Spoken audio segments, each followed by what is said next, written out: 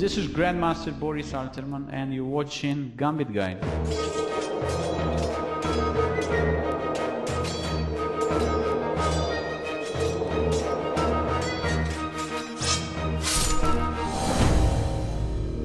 Welcome back to the Gambit Guide and the Tal Memorial in Moscow, the super tournament. I would like to introduce the Tal's Gambit, Tal's contour Gambit in Sicilian defense after e4, c5, f4, and sharp and direct continuation d5. This move d5 already was played like 200 years ago, 150 years ago.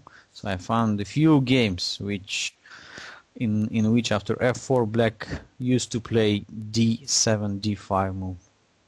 So let's first of all try to understand what the main I would say aims of white and black in this variation after e4, c5 and f4.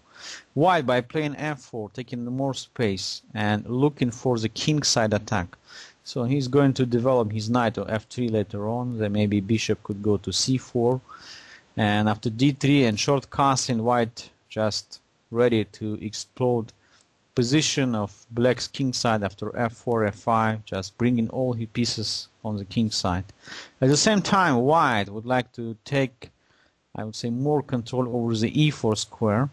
And by playing f4, of course, it's just quite easy for us to continue developing the normal way. Since 80-50, something like that, when for the first time these games, this variation just came into practice, and up to the 1979, when Mikhail Tal plays this opening line in Tal Memorial against William Hartston, so the greatest Riga and former world champion in this position after e4, c5, f4, d5, e takes d5, played classical way. So instead of capturing the pawn, he just continued developing. So the knight came to f6, so black intends not just to capture on d5, but to capture with the knight. So white has no time for winning the tempi in case of knight c3, knight f3, when black is captured on d5 with the queen.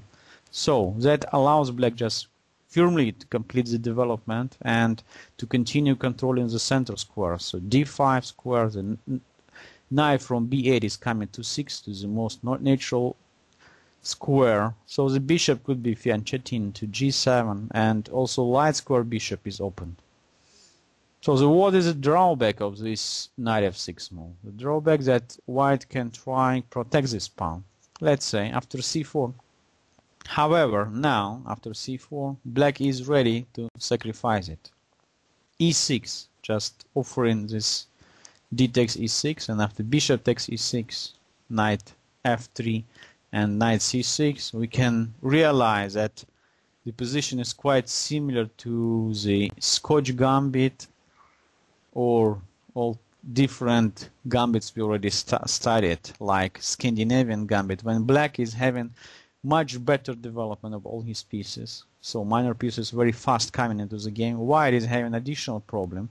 The biggest problem now, of course, just how to find the active square for the bishops. So for black, plan is quite simple. So you can play queen c7 and then long castling, or just simply play bishop e7.